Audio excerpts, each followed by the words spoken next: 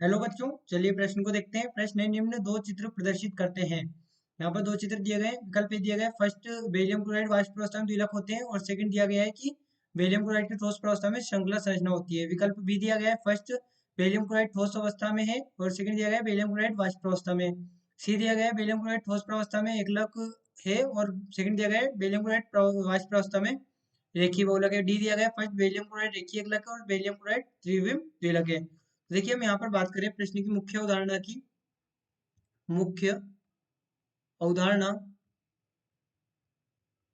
तो देखिए हमारे पास में जो बेरियम क्लोराइड होता है, बेरियम क्लोराइड की अलग अवस्थाओं में, अलग अवस्था में, या फिर अलग अलग अवस्था में, अलग अलग अवस्था में, अवस्था में अलग अलग, अलग अलग संरचनाएं, संरचनाएं होती होती है। तो देखिए यहाँ पर हम ध्यान दें।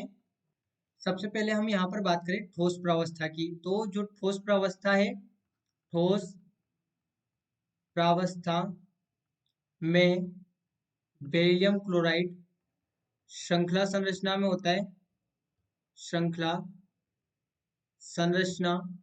वहीं पर यदि हम वाष्प प्रावस्था की बात करें, वाष्प प्रावस्था में बेरिलियम क्लोराइड क्लोरो सेतु बनाता है, क्लोरो सेतु बनाता है, जिसे यहाँ पर हम द्विलक भी कहते हैं, द्विलक बनाता है।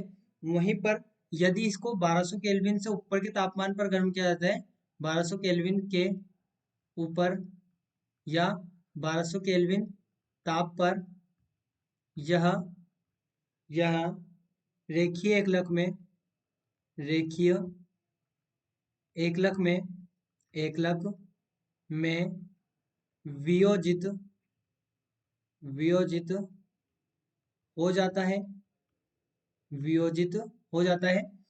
तो अब यहाँ पर यदि हम देखें, तो जो फर्स्ट संरचना हमें दिखाई दे रही है वो द्विलक के रूप में, यानी कि डाइमर दिखाई दे रही है।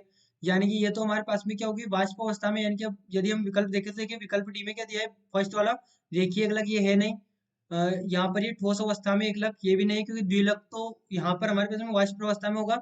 अब यहाँ पर हमने क्या कहा कि फर्स्ट वाला वाष्प अवस्था है, तो ये भी हमारे पास में गलत हो गया।